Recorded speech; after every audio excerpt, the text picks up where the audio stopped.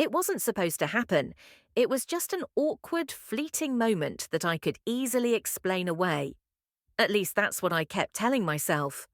The cinema was dark, and Chloe had begged me to go with her and James, her boyfriend of 6 months. She claimed it would be fun, a way for me to get out of the house, but I knew better.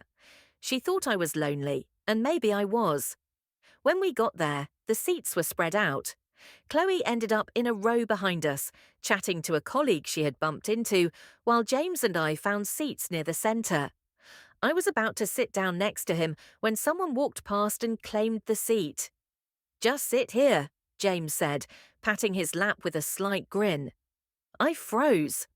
"It's fine," he added quickly, lowering his voice, "just until Chloe gets here." I hesitated a beat too long, my heart racing, but I told myself it was harmless. It was dark, no one would notice. Besides, it was just a seat. So I sat down. I didn't think it would mean anything, but as soon as I felt his hands resting lightly on my hips to steady me, my body betrayed me. His touch was casual, but the heat of it lingered through the thin fabric of my dress. The film started, but I couldn't concentrate. My breathing felt uneven, and my pulse was loud in my ears, drowning out the dialogue on the screen. When Chloe finally shuffled down the aisle and squeezed into the seat next to me, I practically jumped off James's lap, mumbling some excuse about saving his seat. If she noticed anything strange, she didn't show it, but James did. I caught his eye during the film, and he didn't look away. That moment should have been nothing, a mistake we'd laugh about later, but the way his gaze lingered told me we'd crossed a line I wasn't sure we could get back from. The incident in the cinema stayed with me much longer than it should have. It wasn't just the moment itself. Embarrassing as it was what it revealed. James wasn't just my daughter's boyfriend anymore. He had a presence, a pull, that made it impossible for me to look at him the same way again. Worse, I knew he felt it too. Strange, isn't it, how something so simple can turn into something so much bigger? I tried to tell myself it was nothing, that my mind was playing tricks on me. But that night, after the film, I couldn't sleep. Every time I closed my eyes, I felt the heat of his hands on my hips, the firmness of his thighs beneath me, and the quiet intensity in his gaze. When I finally drifted off, it was morning before I knew it.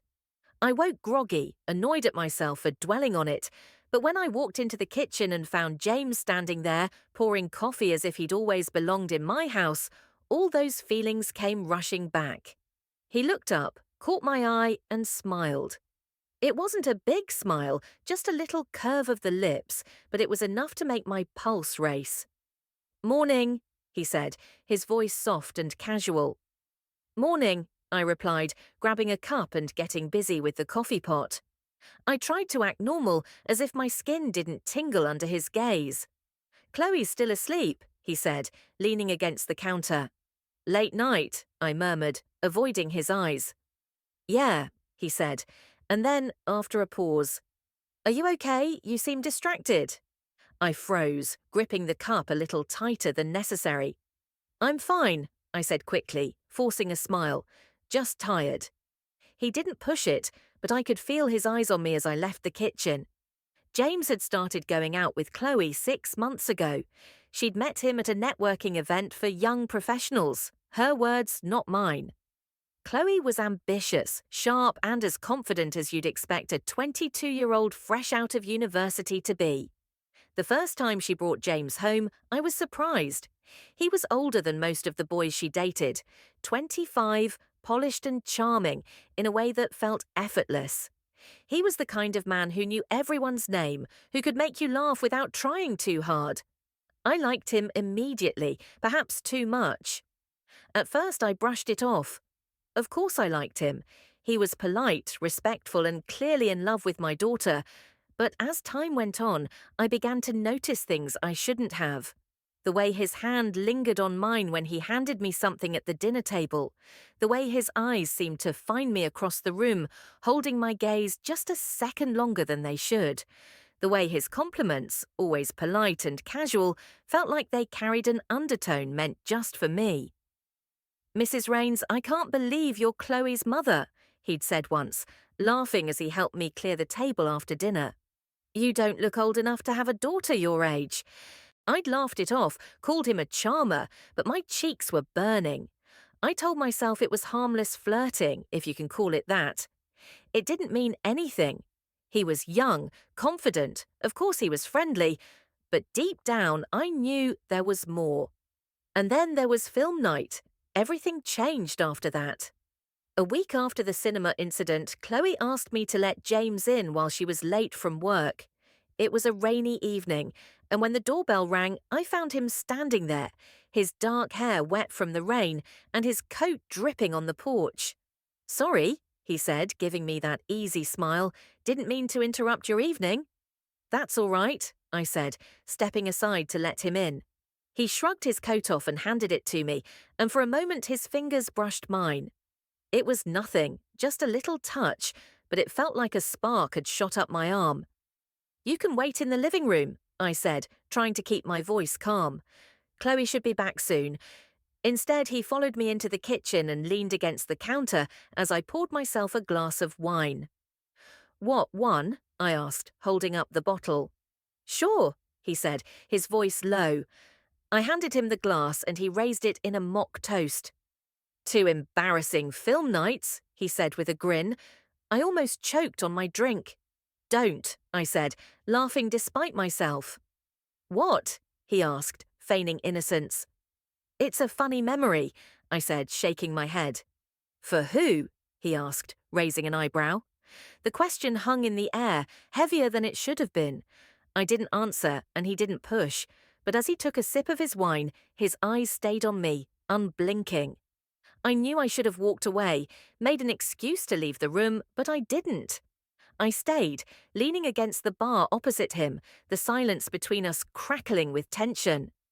You're different from most people I've met, he said suddenly, his voice soft. I frowned, surprised. What do you mean? I don't know, he said, swirling the wine in his glass. You carry yourself differently, like you know exactly who you are. The compliment took me by surprise, and for a moment I didn't know how to respond. I guess it comes with age, I finally said, trying to brush it off. Maybe, he said, his eyes steady, but I think it's more than that. My heart was pounding, and I hated how much his words were affecting me. I opened my mouth to say something, anything, but before I could, he reached out and brushed his hand against mine. It was a small gesture, little more than a touch, but it sent a jolt through me. I froze staring at him, and for a moment the world seemed to tip. James, I started, my voice shaking, but the sound of Chloe's car pulling into the driveway broke the moment like a snap.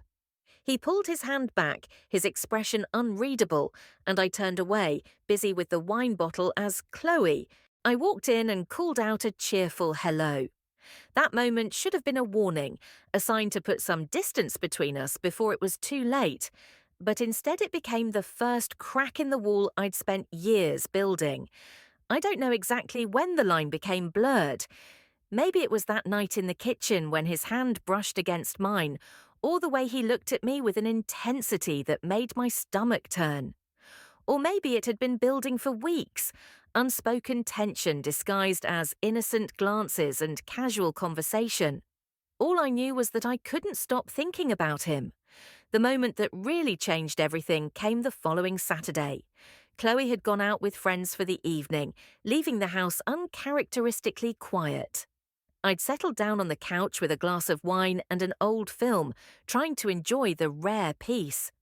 I hadn't expected James to stop by, but when the doorbell rang, there he was. Chloe's not here, I said, stepping aside to let him in. I know, he said, shrugging off his jacket. She told me she was out, but I thought I'd come by anyway. Didn't want you to get lonely. His smile was casual, but his tone wasn't. I told myself he was just being polite, that I was reading too much into it. But as he followed me into the living room, his presence seemed to fill the room in a way that was impossible to ignore. Wine? I asked, pointing to the bottle on the coffee table. Sure, he said, sinking onto the couch as if he'd done it 100 times before. I poured him a glass and sat down at the other end of the couch, leaving enough space between us to keep things neutral, or at least that was the plan. "What are you watching?" he asked, nodding towards the television. "Some old noir film," I said. "Probably before your time." He laughed softly, his eyes flicking to mine. "You're not that much older than I am." I raised an eyebrow. "I'm old enough to be your mother." "But you're not," he said, his voice low. The air between us shifted, the weight of his words settling on me. I should have changed the subject, made an excuse to leave the room, but I didn't. The film continued to play in the background, but neither of us was paying attention. He leaned back, his arm casually draped over the back of the couch, his eyes never leaving mine. "You know," he said after a long pause, "you're unlike anyone I've ever met." I laughed, trying to break the tension. "I'm sure Chloe would like to hear that." "I'm serious," he said, his tone soft but firm. You're confident. You know who you are. That's rare." I felt my cheeks flush and looked away, swirling the wine in my glass. "You shouldn't say things like that," I murmured. "Why not?" he asked, leaning in closer. "Because it's inappropriate," I said, my voice shaking. He didn't respond immediately, and when I finally looked at him, his face was inches from mine. His eyes searched mine, and for a moment the world seemed to stop. "You feel it too, don't you?" he whispered. I froze, my heart pounding. "James, we can't—" But before I could finish, his lips were on mine. The kiss was soft at first, tentative, as if he was waiting for me to pull away. But I didn't. I couldn't. My glass slipped from my hand and landed on the carpet with a thud as I leaned into him, my hands gripping the front of his shirt. His touch was careful, almost reverent, and as he deepened the kiss, all rational thought vanished. "James," I whispered, breaking the kiss long enough to catch my breath. "This is—" "Don't," he said, his voice low and desperate. "Don't say it's wrong."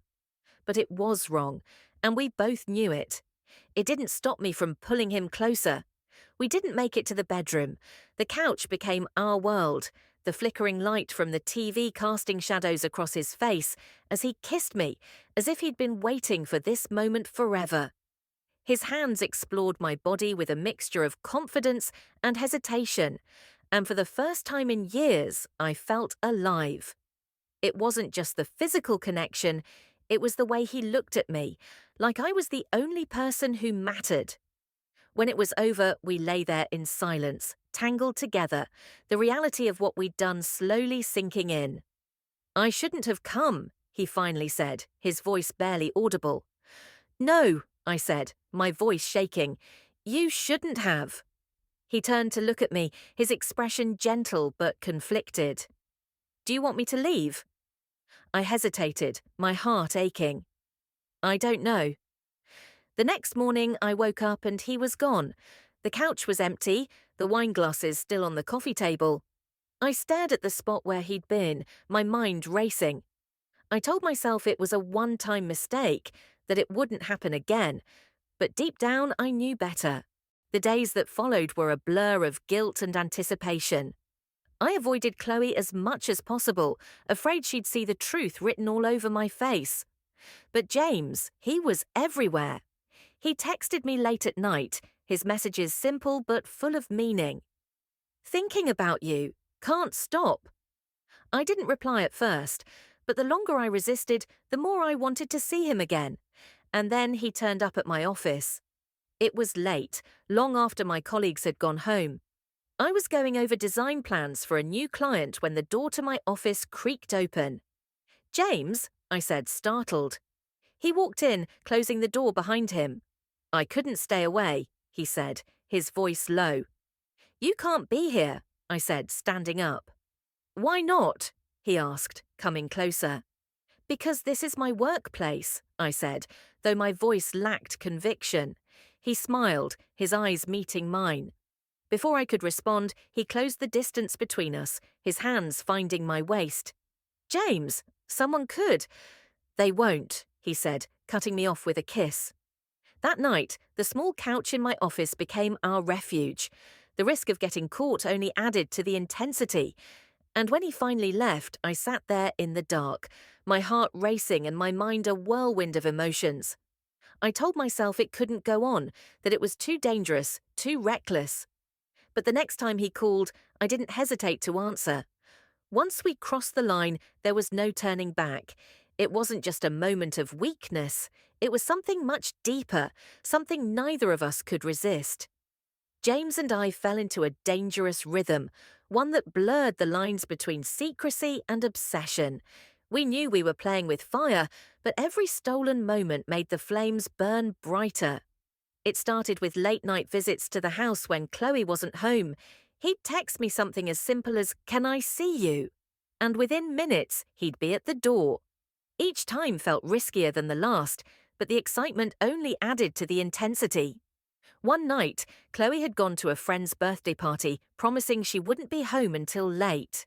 James turned up an hour after she left, slipping in the back door as if he belonged there. "You shouldn't keep doing this," I said as he came in, his hair damp from the rain. "Neither should you," he replied, a mischievous grin tugging at his lips. He didn't wait for me to argue. He closed the distance between us, his hands finding my waist as he pressed me against the counter. The rain outside blurred the windows, the sound of it hitting the glass, the only thing that broke the silence.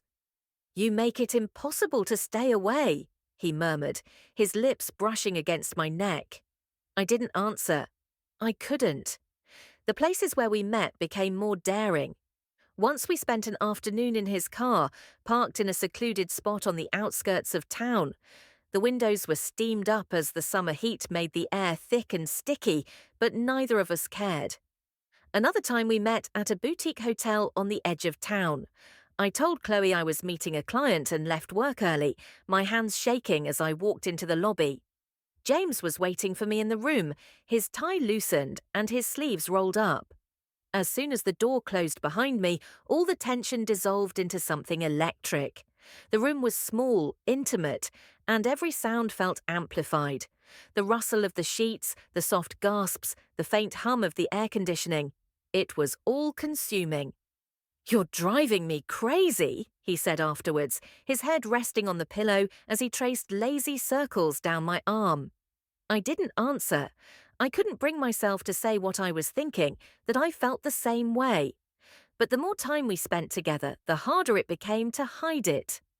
Chloe began to notice the way James lingered around the house, how he always seemed to find a reason to stay longer than necessary.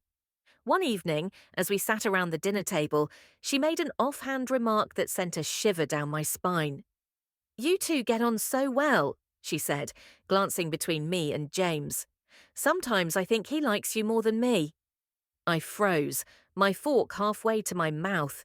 But James didn't miss a beat. "She's just easy to talk to," he said, gently flashing Chloe a charming smile. "You should be happy your mum is so cool." Chloe laughed and brushed it off, but the comment hung in the air like smoke. It wasn't just Chloe who noticed. My best friend Evelyn started asking questions too. "You seem different lately," she said one afternoon as we sipped coffee in a downtown cafe.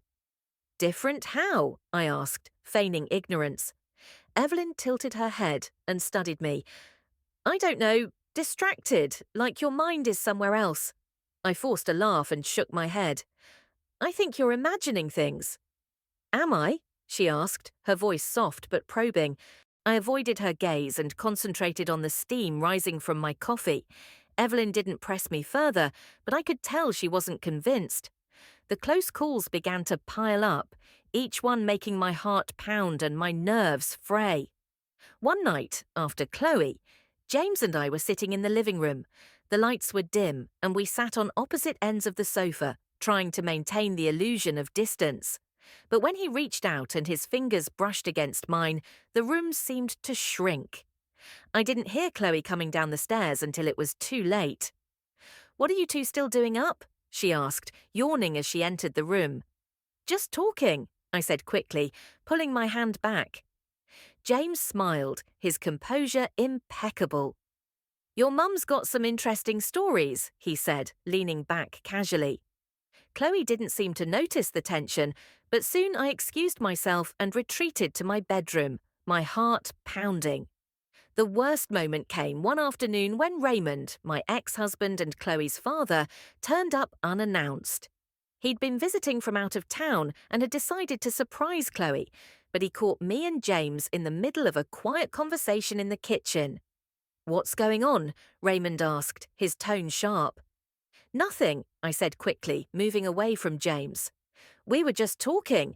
Raymond's eyes darted between us, his expression hard to read. "Talking, huh?" James handled it better than I did, offering a quick explanation about helping Chloe with a project, but the tension in the room was suffocating. Despite the risks, we couldn't stop. Every touch, every kiss, every stolen moment only deepened the connection between us. It wasn't just about desire anymore, it was about the way he made me feel alive, seen, like I mattered in a way I hadn't in years. But the closer we became, the more I wondered how it would end. James had started talking about a future, about leaving everything behind and starting somewhere new. "Come with me," he said one night as we lay tangled together on the couch. "We could make it work." I wanted to say yes, to believe it was possible, but the reality of what we were doing loomed over me like a storm cloud.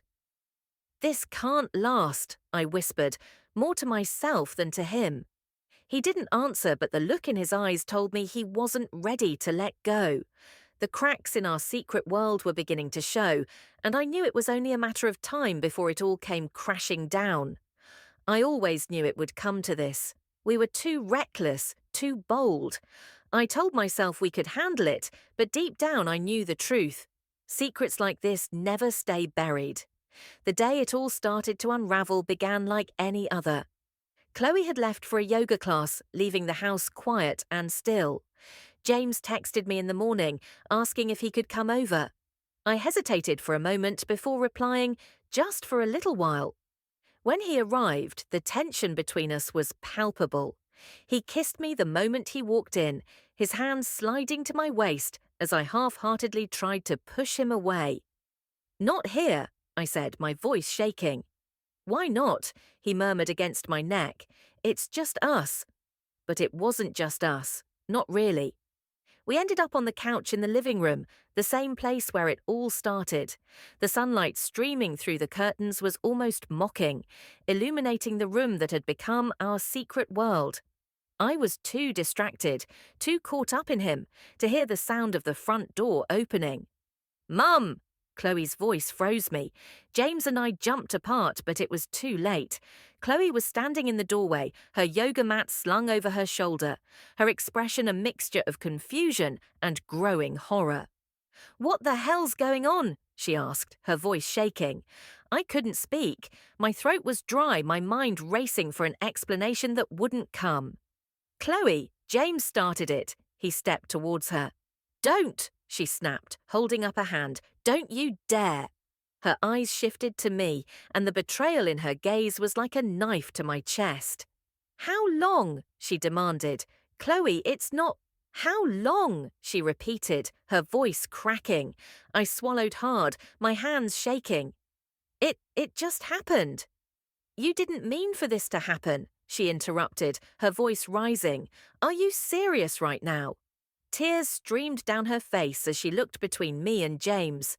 "You're my mother. How could you do this? How could you both?" She didn't finish. She dropped her yoga mat and stormed out of the house, slamming the door behind her. For a moment, neither of us moved. The weight of what had just happened pressed down on me, crushing me. "I should go after her," I finally said, my voice shaking. James grabbed my arm, his grip firm but not forceful. "Give her some time," he said quietly. "She hates me," I whispered, tears blurring my vision. "She doesn't hate you," he said, but even he didn't sound convinced. Chloe didn't come home that night. She didn't answer my calls or texts, and by the next morning I knew she'd gone to stay with Evelyn. Then came the second blow. Evelyn rang me late that afternoon, her voice sharp and unforgiving. She told me everything. I sank to the edge of the bed, my stomach churning. "Evelyn, How could you? She interrupted, her voice shaking with anger. How could you do this to her? To yourself? I didn't mean for it to happen, I said weakly. That doesn't matter, she snapped. You betrayed her. You betrayed me. Do you have any idea what you've done? I didn't answer. What could I say? I can't do this, Lorraine, she said after a long pause. I can't stand by and watch you ruin everything. Don't call me again. The line went dead. The fallout came fast and hard. Chloe didn't just cut me out of her life. She went out of her way to make sure everyone knew what had happened. She told my colleagues, my friends, even some of my clients. The whispers started almost immediately, followed by the polite but pointed phone calls cancelling appointments. James wasn't spared. Chloe contacted his firm and told them about the affair. The details she gave were enough to get him suspended from his internship, and I could see the strain on his face every time we spoke. This is my fault, I said one night as we sat in his car, parked on a quiet street. No, he said firmly, it's our fault. Don't take all the blame. But I couldn't shake the guilt. The breaking point came a week later. James turned up at my house, his face pale and drawn. I can't do this anymore, he said, his voice barely above a whisper. I stared at him, my chest tightening. What do you mean? I said. This, he said, gesturing between us. It's tearing everything apart. Chloe hates me. Your life is falling apart, and now my career. He trailed off, running a hand through his hair. Maybe we should take a break, give things time to settle. His words felt like a punch in the gut, but I nodded, knowing he was right. Okay, I said quietly. He leaned over and planted a soft kiss on my forehead. I'm sorry, he whispered, and then he was gone. I was left with nothing but the ruins of what we had built. Chloe hadn't come home, Evelyn hadn't called, and James had disappeared from my life as quickly as he'd entered it. The house felt emptier than ever, and for the first time I wondered if it had all been worth it. The silence in my house was deafening. It wasn't just the absence of sound, it was the absence of everything. Chloe's laughter, Evelyn's weekly check-ins, James's soft knock on the back door, it was all gone. For the first time in years, I was truly alone. The days blurred together. I went through the motions, waking up, making coffee, sitting at the dining table as the morning light poured in. My phone remained silent, except for the occasional notification of missed appointments or cancelled clients. Evelyn had made good on her promise to cut ties, and Chloe hadn't responded to my texts or calls. I thought I'd feel a sense of relief with James gone, but the space he left behind only made the emptiness worse. Weeks turned into months. I sold a few more houses, mostly referrals from people who hadn't yet heard the whispers about me. I threw myself into work, hoping it would distract me from the mess I'd made, but every quiet moment was a reminder of what I'd lost. One night I sat in bed scrolling through old photos on my phone. There were pictures of Chloe at her college graduation, her smile beaming as she held her diploma. Pictures of me and Evelyn at a wine tasting, laughing as we clinked glasses. And then there was James. The few photos of him were innocuous group shots at family dinners, a snapshot of him helping Chloe set the table. But even in those pictures I could see it, the way he looked at me. I put the phone down and closed my eyes. I wanted to hate him for what we'd done, for the chaos he'd brought into my life, but I couldn't. One grey, rainy afternoon, a letter arrived in the post. It was handwritten, the envelope plain and unassuming.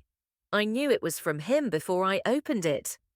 Lorraine, I've been thinking about writing this for weeks, but I wasn't sure if I should.